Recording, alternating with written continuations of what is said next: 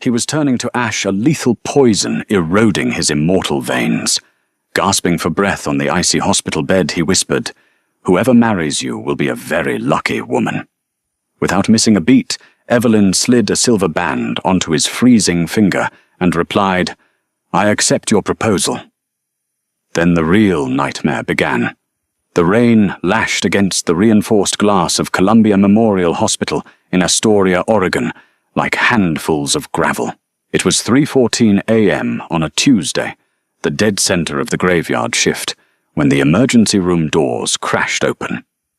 Evelyn Mercer, a 28-year-old senior attending physician with shadows under her eyes that rivaled the stormy night, looked up from her charting. Paramedic John Davies was shouting over the chaos his uniform soaked. "John Doe found him in the alley behind 14th Street.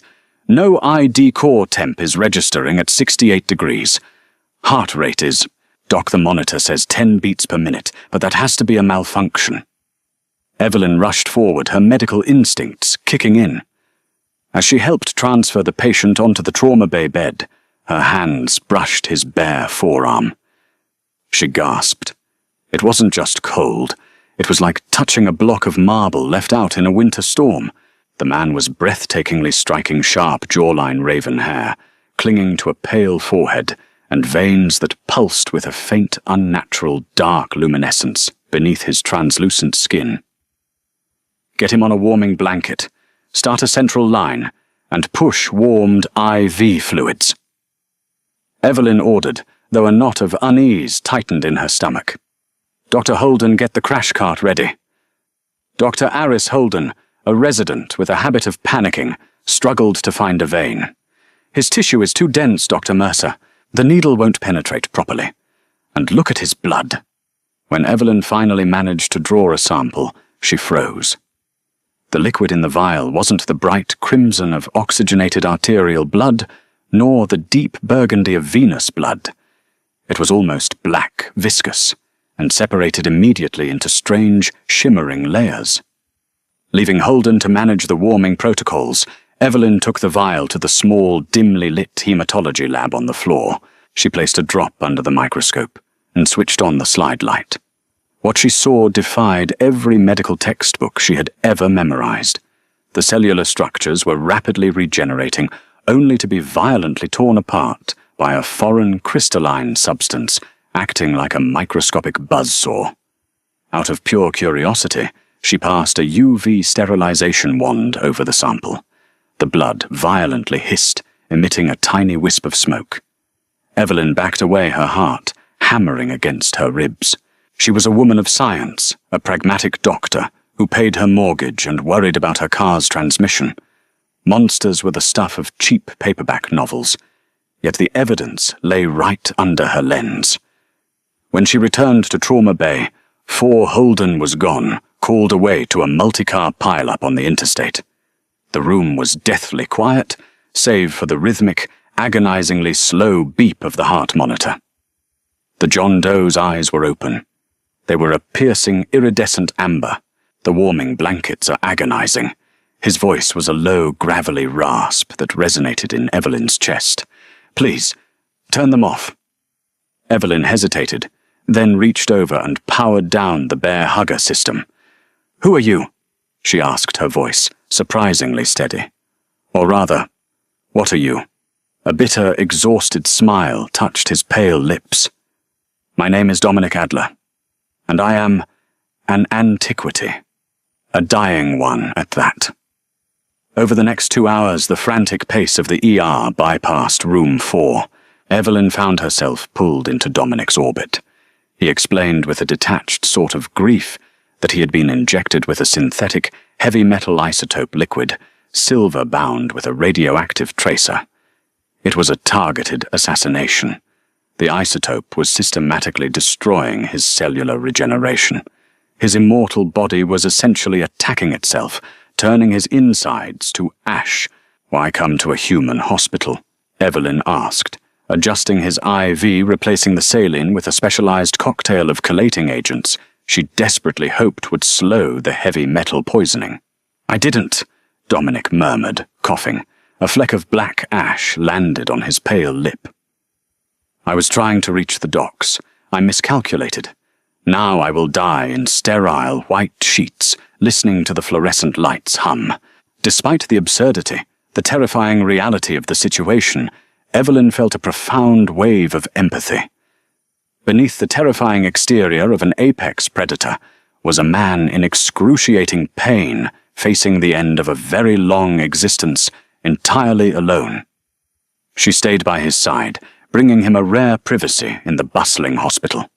She spoke to him to keep him grounded, telling him about her grueling medical residency, her massive student debt, and her quiet life in Astoria.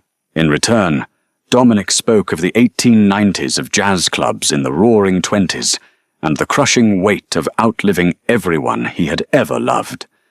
As the clock struck 5 a.m., a violent tremor racked Dominic's body. His skin began to crack, faint webs of grey appearing along his neck. The pain was blinding him. Evelyn grabbed his hand, squeezing it tightly, ignoring the freezing temperature. He looked up at her, his amber eyes dimming, but filled with a sudden, profound tenderness. She had not screamed. She had not called the authorities. She had merely tried to heal him. "You are extraordinary, Dr. Mercer." Dominic gasped, his breath hitching. He forced a faint, admiring smile through the agony. "Whoever marries you will be a very lucky woman." Evelyn looked at the monitors then, down at his decaying hand. A crazy, desperate, and calculated thought crystallized in her mind. "I accept your proposal," she said flatly. Dominic's eyes widened, the shock temporarily overpowering his pain. "What?" Evelyn reached into her coat pocket, pulling out a plain silver band she wore on a chain around her neck, her late mother's ring.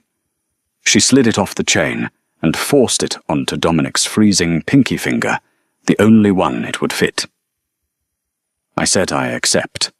Evelyn repeated, her gaze locking onto his. "We're getting married. Right now." Dominic stared at the silver ring, the metal slightly burning his skin, though it was nothing compared to the isotope ravaging his veins. "Evelyn, this is madness.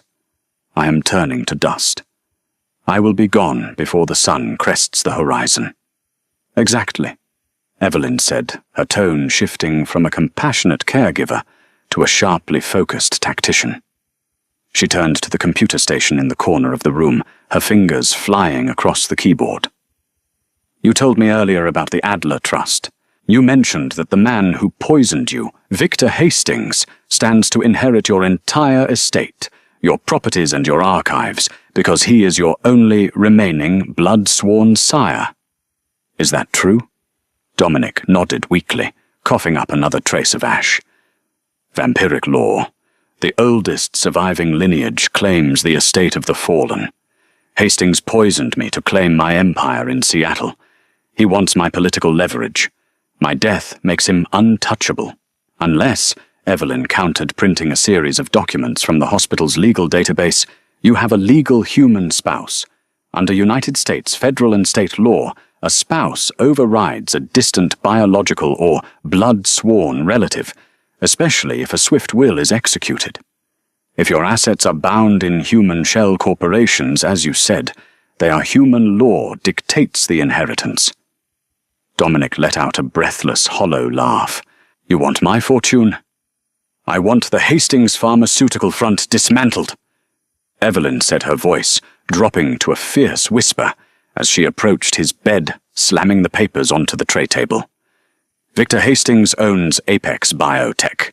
They are the ones who hiked the price of the leukemia drug my sister needed to survive last year. They priced her out of life. She died 3 months ago. If marrying a dying vampire gives me the keys to Hastings' empire and the power to liquidate his entire life's work, then yes, Dominic, I am going to be a very lucky woman." Dominic looked at the fierce, beautiful human before him. She wasn't just a merciful angel. She was an avenging fury. The irony was utterly poetic.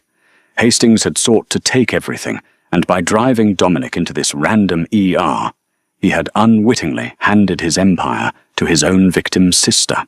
"You understand the danger," Dominic warned, his vision beginning to blur as the grey cracks spread up his jawline. Hastings will hunt you. He will know what you have done. Let him try to fight the IRS, the SEC, and a battery of probate lawyers, Evelyn said grimly. I'll bury his company in so much legal red tape he'll wish he was dead. Now sign the marriage license. In Oregon, a hospital chaplain can solemnize a marriage in extremis without a waiting period. Evelyn paged Chaplain Thomas Miller. A sleepy, kind-faced man in his 60s arrived at room 4B 10 minutes later. He took one look at Dominic's ghastly pallor and the frantic beeping of the monitor, and assumed the young man was succumbing to a terminal illness. We need to do this quickly, Thomas, Evelyn said, holding Dominic's icy hand.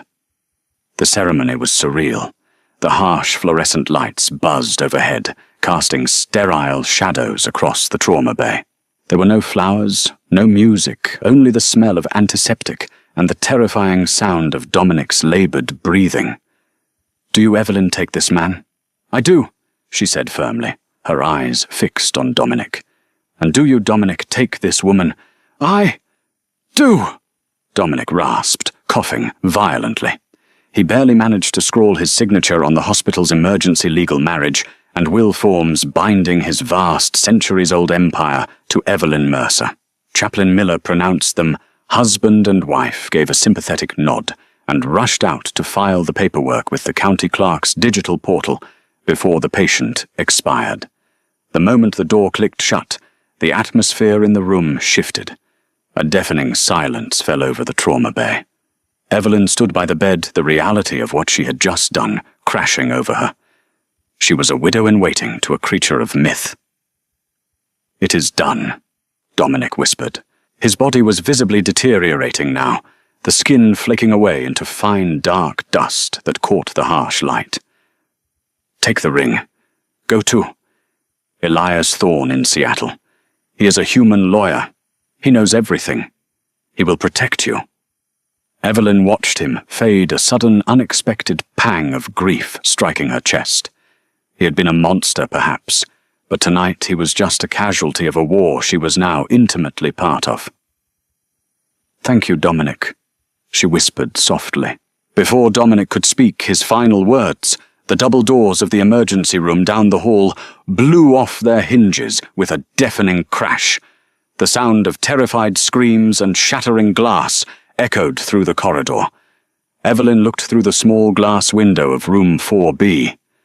Striding down the hallway was a man in a tailored charcoal suit. His eyes glowed a vibrant, unnatural red, and the security guards who tried to stop him were thrown aside like rag dolls. Victor Hastings had not waited for Dominic to die. He had come to finish the job. Dominic's hand gripped Evelyn's wrist with surprising, desperate strength. Run!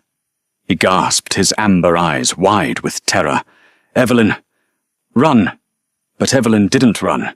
She calmly reached under her hospital scrubs, her fingers wrapping around the cold, heavy handle of a modified, silver-plated tactical firearm she had carried every day since her sister's death. She looked down at her dying husband. Till death do us part, Dominic, she said, coldly cocking the weapon. And I don't plan on dying tonight. The crack of the gunshot echoed through the sterile corridors of Columbia Memorial Hospital, deafening and absolute. Victor Hastings had barely registered the human doctor standing over his prey before a .45 caliber hollow point bullet, hand-cast in pure silver, tore through his tailored charcoal suit and buried itself in his left shoulder. Victor staggered back, a hiss of pure, feral agony escaping his lips. The wound smoked the silver, instantly reacting with the volatile chemistry of his immortal blood. He looked up, his glowing red eyes wide with genuine shock. Mortals were supposed to run. They were supposed to cower. They were certainly not supposed to return fire.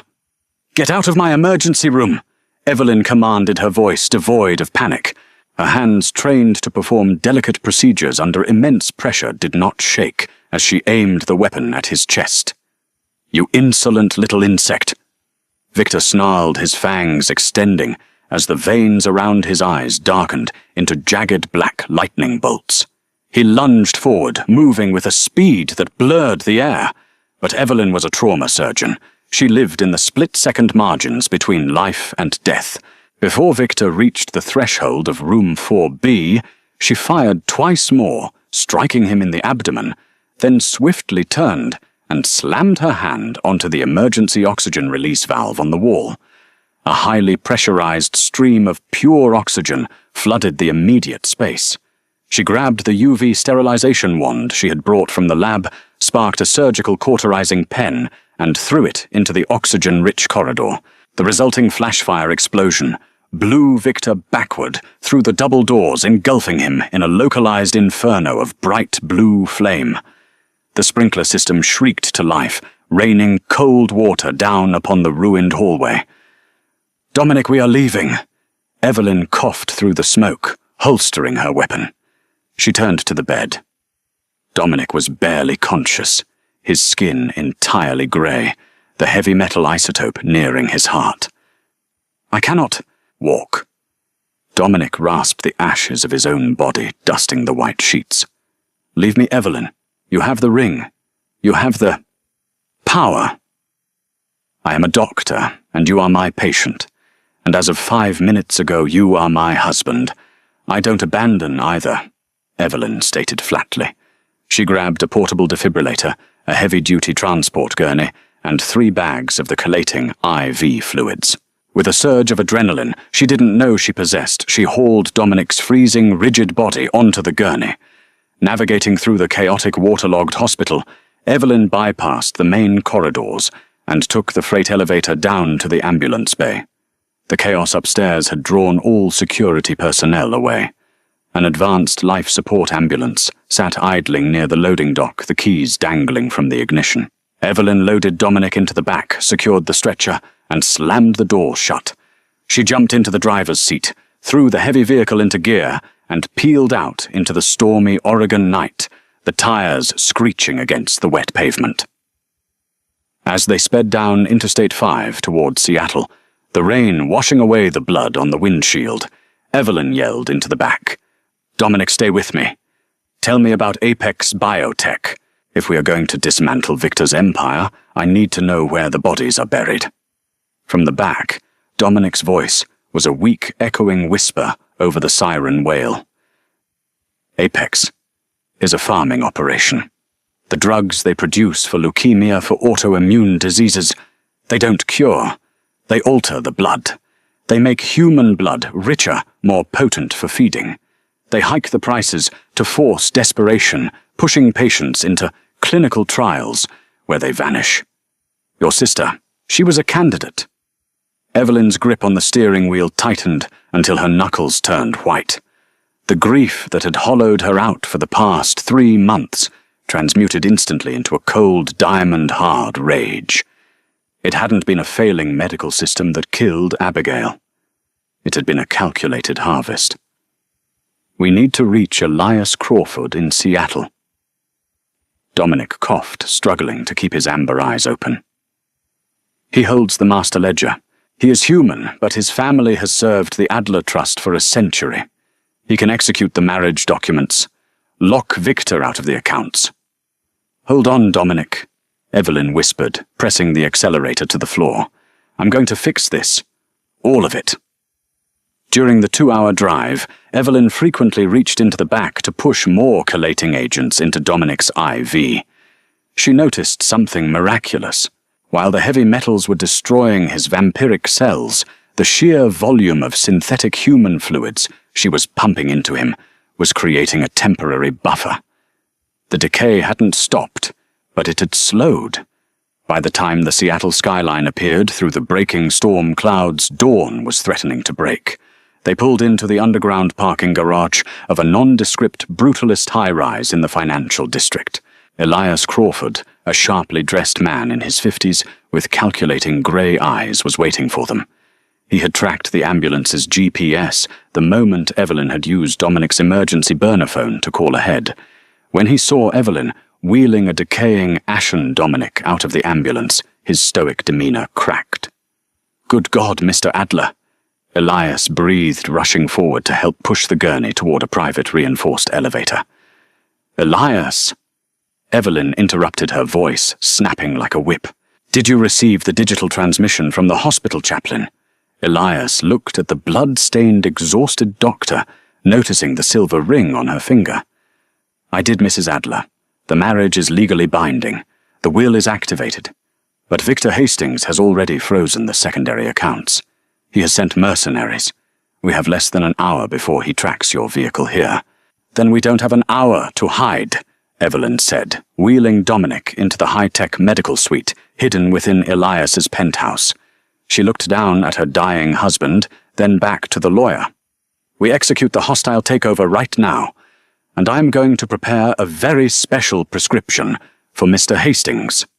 The penthouse was a towering fortress of reinforced steel and ballistic glass, suspended high above the waking city of Seattle. Inside the hidden medical suite, the sterile scent of antiseptic masked the metallic tang of immortal blood. Evelyn Mercer moved with a mechanical, terrifying precision. The storm had broken outside, and the first pale, bruised light of dawn was threatening to spill over the Cascade Mountains. She drew a fresh vial of blood from Dominic's unresponsive arm.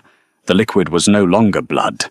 It was a sludgy, shimmering nightmare of decaying cells and volatile silver. The liquid isotope had almost entirely consumed his cellular structure. He was minutes, perhaps seconds away from turning into pure ash on the steel examination table. But Evelyn was a woman of science, and science was about manipulating reactions.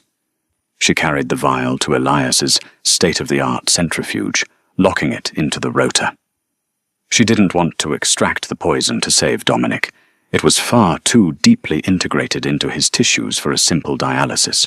Instead, she needed to isolate the reaction. If Victor Hastings shared a similar immortal physiology, the heavy metal isotope would be highly contagious, provided it was introduced directly and aggressively into his bloodstream. "Elias!" Evelyn called out her voice, cutting through the hum of the medical machinery. Her eyes were glued to the digital readout of the centrifuge. "Transfer all of Apex Biotech's liquid assets to the Adler Trust Shell Corporations. Do it immediately. Leave him with absolutely nothing."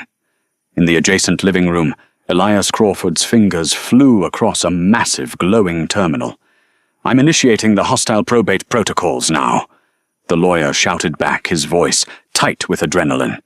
"Because you are the legally recognized human spouse, state law triggers an automatic injunction against Victor's blood-sworn claims. The offshore banks are locking him out. His security access codes to the pharmaceutical manufacturing facilities are being systematically revoked and reassigned to you as we speak." "He's going to feel that," Evelyn muttered. The centrifuge dinged. She extracted the vial, now separated into layers. Using a micropipette, she drew up the hyperconcentrated, isolated silver isotope and loaded it into a large-gauge medical syringe, mixing it with a heavy dose of synthetic heparin, a potent blood thinner. "He already has, a smooth, venomous voice echoed through the sprawling apartment. The sound of shattering ballistic glass was deafening. Evelyn whipped around to see the reinforced balcony doors cave inward. Victor Hastings stepped into the room. He was a vision of bespoke wealth and horrific violence. The left side of his face was heavily blistered and charred from the hospital explosion, his tailored suit hanging in blackened tatters, but the horrific burns were already knitting together with unnatural, sickening speed. Behind him, 3 heavily armed human mercenaries filed into the penthouse, leveling suppressed assault rifles directly at Elias's chest. "You have been a profound, irritating nuisance, Dr. Mercer," Victor sneered, stepping gracefully over the shards of shattered glass. "A clever little stunt with the hospital chaplain and the marriage license. But human laws only matter to those who intend to leave survivors. Kill the lawyer. Bring the grieving doctor to me." Before the mercenaries could even flinch to pull their triggers, Evelyn slammed her hand onto a red emergency button mounted on the medical bay wall. Thick, heavy steel blast doors dropped from the ceiling, with a pneumatic hiss slamming shut and locking Elias safely on the outside with the heavily armed men. Evelyn had intentionally trapped Victor inside the impenetrable soundproof medical room with her and the dying Dominic. Victor laughed, a cruel, echoing sound that vibrated in Evelyn's chest. "You locked yourself in the cage with the wolf, Doctor. Did you really think freezing my bank accounts would save your life? I have walked this earth for 400 years. Money is merely a tool. Blood is the only true power." "I agree," Evelyn said softly. She stood perfectly still beside Dominic's bed, her hands resting calmly at her sides. Victor lunged. He moved faster than the human eye could track, pinning Evelyn against the cold steel wall in the blink of an eye. His hand wrapped around her throat, lifting her inches off the tiled floor. The sheer crushing force of his grip threatened to snap her cervical spine. "Your sister had wonderfully sweet blood," Victor whispered, his elongated fangs grazing the sensitive skin beneath Evelyn's ear. "I drained Abigail myself when she couldn't pay for the treatments my company withheld. Now I will drain you, and I will take back what is mine." Victor sank his fangs deep into the juncture of Evelyn's neck and shoulder. He expected the hot, intoxicating rush of human terror and rich iron. Instead, the moment his fangs pierced her flesh and drew her blood into his mouth, Victor let out a blood-curdling scream. He violently tore himself away from her, stumbling backward and collapsing onto his knees. He clutched his throat, his glowing red eyes wide with absolute blinding agony. Jagged pitch-black veins instantly webbed across his face, creeping up from his collar, up to his temples. Evelyn slid down the wall gasping for air, clutching the bleeding, burning puncture wound on her neck. She looked down at Victor, who was thrashing violently on the pristine white tiles, his immortal body already beginning to flake into dry, grey ash. "What did you do to me?" Victor choked out, coughing up thick clouds of black dust. "Before you broke the glass," Evelyn wheezed, applying heavy pressure to her bleeding neck. "I injected myself with that massive dose of synthetic heparin combined with the isolated silver isotope I extracted from my husband. It's lethal to your kind. I turned my own cardiovascular system into a highly pressurized, poisoned well. And you just drank from it." Victor Hastings, the architect of a pharmaceutical empire built entirely on human suffering and exploitation, reached a trembling, decaying hand toward her. But the isotope worked 10 times faster in his aggressive, predatory system.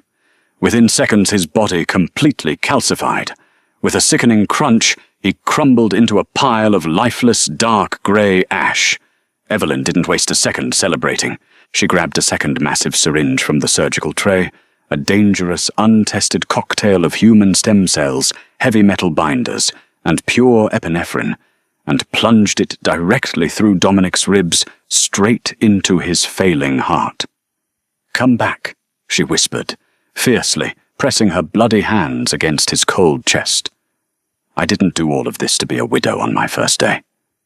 Come back to me." For a terrifying, agonizing minute, the monitors remained flat. There was nothing but the sound of the storm outside. Then Dominic's chest heaved, his amber eyes snapped open, glowing with a renewed fierce light. The grey cracks on his skin halted, and slowly, miraculously, the fresh human stem cells forced his immortal regeneration to kickstart, purging the last of the poison from his veins. Dominic slowly turned his head, looking at the pile of ash on the floor, then up at Evelyn. She was bleeding, bruised utterly, exhausted, and fiercely beautiful in the morning light. "You killed him." Dominic breathed genuine awe and reverence in his raspy voice. "No." Evelyn corrected a tired but triumphant smile touching her lips as she showed him the silver ring still gleaming on her finger. "We liquidated his assets. Now, husband, we have a pharmaceutical company to tear down, and a whole lot of patients to cure. Evelyn Mercer thought her life ended when she lost her sister, but stepping into the dark, hidden world of vampires gave her the ultimate power to fight back. Sometimes the most dangerous predator in the room isn't the monster, it's a doctor, with nothing to lose and everything to avenge. If you were hooked by Evelyn and Dominic's deadly romance and ruthless revenge, hit that like button, share this story with your friends, and subscribe for more thrilling, dark romances. What would you do in Evelyn's shoes? Let us know in the comments.